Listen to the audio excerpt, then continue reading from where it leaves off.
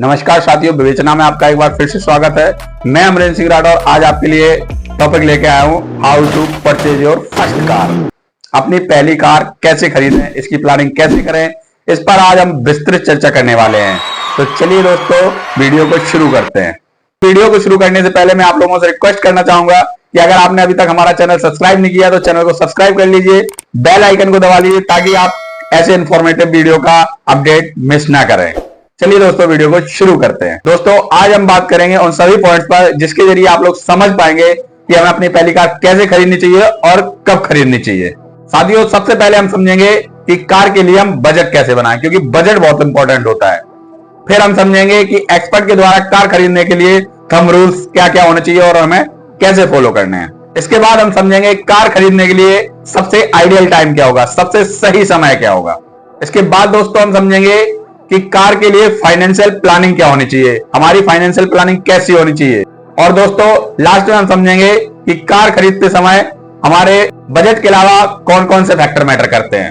Video शुरू करने से पहले बता दूं साथियों, कार खरीदने के पहले जो खुशी हमारे मन में होती है, जो भावनाएं हमारे मन में होती है, वो अलग ही लेवल की होती है। बट साथियों, भावनाओं के साथ साथ हमें अपनी पॉकेट पावर एवं अच्छी फाइनेंशियल प्लानिंग के साथ ही कार खरीदनी चाहिए।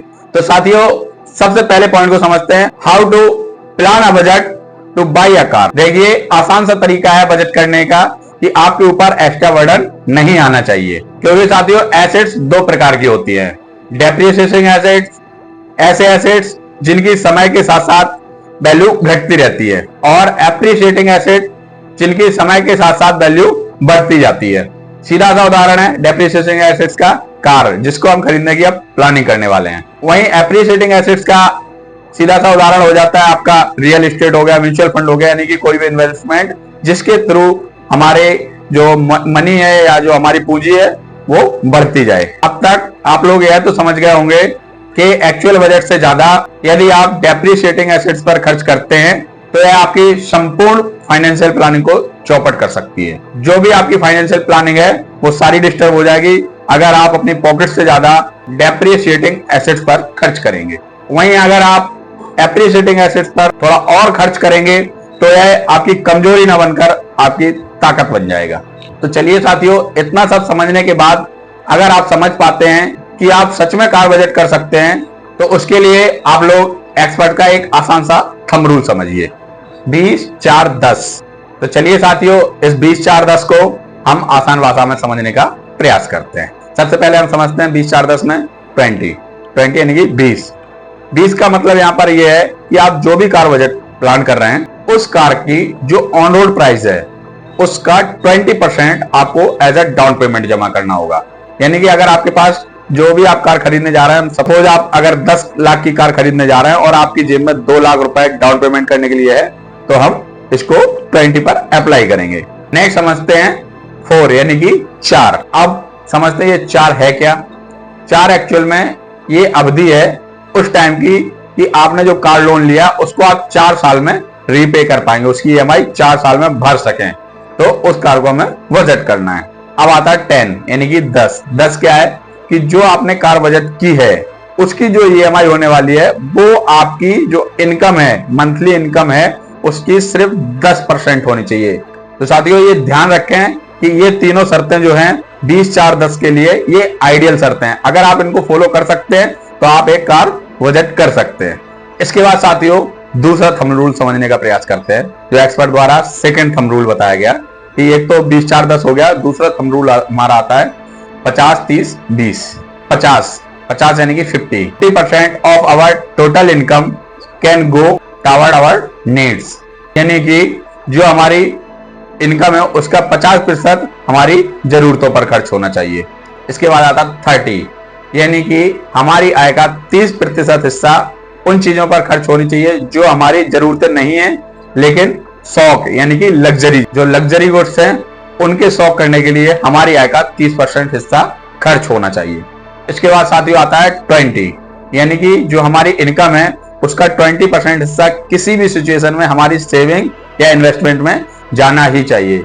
यानी कि जो हमारी इनकम है उसका 50% जो होगा हमारी जरूरतों पर खर्च होगा, 30% जो होगा जो हमारी जरूरतें नहीं है लेकिन हमारे शौक हैं और इसके बाद बचा 20% तो हमारी सेविंग्स में जाना ही चाहिए। साथियों, जब आपकी आय एक ठीक ठाक स्तर की होती है तो 30% हिस्सा काफी हो जाता है आपकी कार की ईएमआई, फ्यूल, ईंधन या उसकी सर्विसिंग पर खर्च करने के लिए। साथियों, कार खरीदने के साथ साथ हमें इसके बाद होने वाले खर्चों को भी ध्यान में रखना है। ऐसा नहीं है हमने कार खरीद ली बस हम फ्री हो गए, नहीं, इसके बाद जो आने वाले खर्चे हैं उसको भी हमें ध्यान में रख के चलना है। अब साथियों, अब हम समझते हैं कार खरीदने के बाद होने वाले जो खर्चे हैं ये कंपलसरी होंगे, जैसे कि फ्यूल हो गया। फ्यूल साथियों, जितनी महंगी आपकी गाड़ी होगी उतना कम माइलेज देगी। अगर वो कम माइलेज देगी तो आप ये समझ लो आपका पेट्रोल हो, सीएनजी हो या डीजल हो, तो उसकी जो कॉस्ट होने वाली है वो बढ़ने वाली है, क्योंकि आपकी किलोमीटर कम चलेगी और डीजल, पेट्रोल या सीएनजी ज्यादा खाएगी। तो उससे जो भी खर्चा होने वाला उसके लिए हमें तैयार रहना चाहिए। फिर साथियों, कार खरीदने के बाद आती है बात इंश्योरेंस की। तो साथियों, जितनी महंगी कार होगी उतना ही महंगा उसका इंश्योरेंस होता है। फिर साथियों, बात आती है मेंटेनेंस की। तो सेम चीज है कि जितनी महंगी कार उतना महंगा मेंटेनेंस, उतने महंगे उसके पार्ट्स। फिर इसके बाद आती है पार्किंग फीस। अगर हम गाड़ी कहीं लेके जा रहे हैं तो उसको कहीं खड़ा भी करेंगे तो उसके पार्किंग पर भी जो खर्चा होने वाला वो भी हमारी पॉकेट से ही जाने वाला। फिर आती है हमारी टोल फीस। अगर हम कहीं गाड़ी लेके जाएंगे, हाईवेज, एक्सप्रेसवेज होंगे तो वहां हमें टोल फीस भी चुकानी होगी। और हाँ साथियों, टोल से याद आया कि हमारा पिछला वीडियो टोल टैक्स से रिलेटेड था, तो उसको देखने के लिए आप डिस्क्रिप्शन में जाइए, हमने लिंक दिया हुआ है, आप उसके थ्रू देख लीजिए कि आप टोल से कैसे बच सकते हैं और टोल का सिस्टम क्या होने वाला है। क्योंकि अब हमारे देश में जीएनएसएस यानी कि global navigation satellite based system से टोल का जो प्रावधान है वो आने वाला है। अब कार खरीदने के बाद कुछ ऐसे भी कॉस्ट आते हैं जो हम काउंट नहीं करते हैं। जैसे अगर आप गाड़ी लेके कहीं जा रहे हैं, अगर आपका चालान कट जाता है तो इसका भी बर्डन आपकी पॉकेट पर ही आने वाला है, तो इसके लिए भी आपको तैयार रहना चाहिए। इसके बाद साथियों आता है एक अपॉर्चुनिटी कॉस्ट, यानी कि जो मान लो हम कोई अपॉर्चुनिटी आती थी, हम कुछ एसेट्स ऐसे खरीद लेते जिनका वैल्यू बढ़ना था उस पैसे से, जिस पैसे से हम कार खरीदने वाले हैं। तो जब आप कार खरीद लेंगे तो इन चीजों को मिस करेंगे कि अगर काश हमने इसमें पैसा लगा दिया होता तो ये पैसा हमारा डबल हो जाता है या ट्रिपल हो जाता है, क्योंकि कार एक डेप्रिशिएटिंग एसेट्स है तो इसमें तो पैसा घटता जाएगा। आपने 10 लाख की कार ली है, ये कुछ टाइम बाद 5 लाख की हो जाएगी, उसके बाद 3 लाख की, 2 लाख की, उसके बाद कबाड़े में बेचनी पड़ेगी।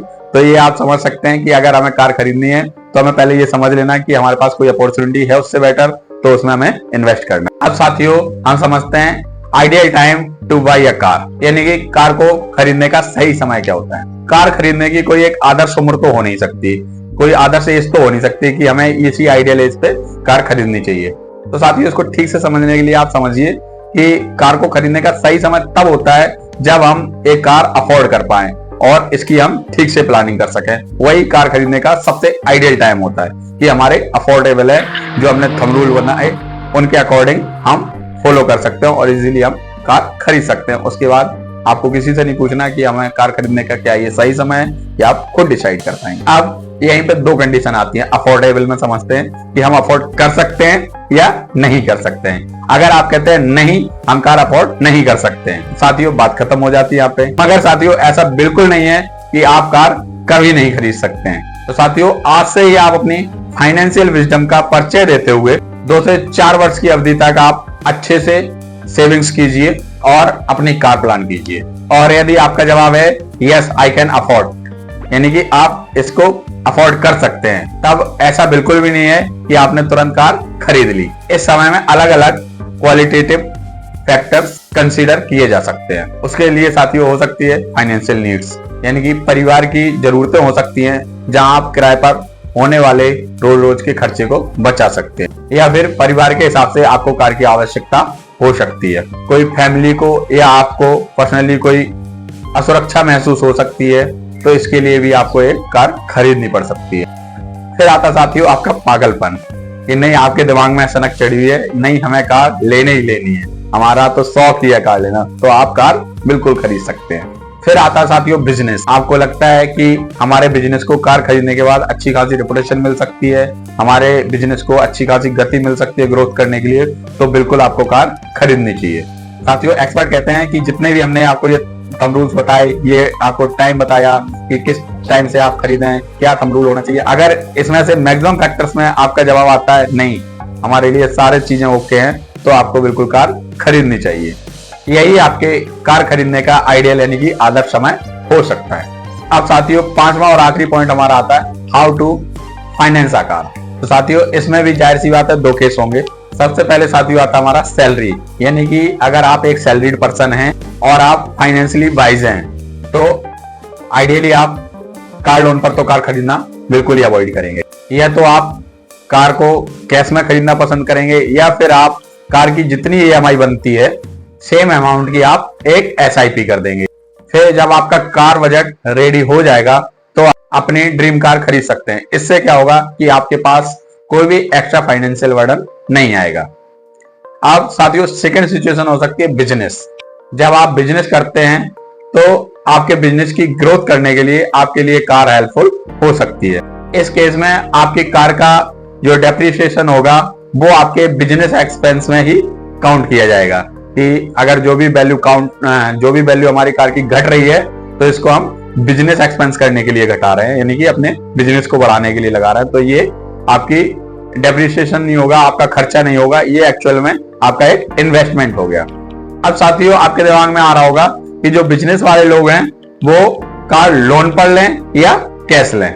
साथियों यदि आप कॉन्फिडेंट हैं कि जो कार का अमाउंट है उसके कैपिटल का आप 10% कमा सकते हैं, जहां आप कार लोन में 8% ब्याज देंगे, यानी कि आप इसको ऐसे समझिए जो आपकी कार को खरीदने का अमाउंट है उसकी जो कैपिटल हमने बचा ली, मान लो कार लोन पर ले ली, जो कैपिटल बची उस कैपिटल से अगर हम 10% कमा सकते हैं और कार लोन का जो इंटरेस्ट होता है वो 8% होता है, यानी कि 2% हम प्रॉफिट बना सकते हैं। तो जाहिर सी बात है कि आप कार लोन पर खरीद लीजिए क्योंकि हमें इसमें 2% का बेनिफिट होने वाला है।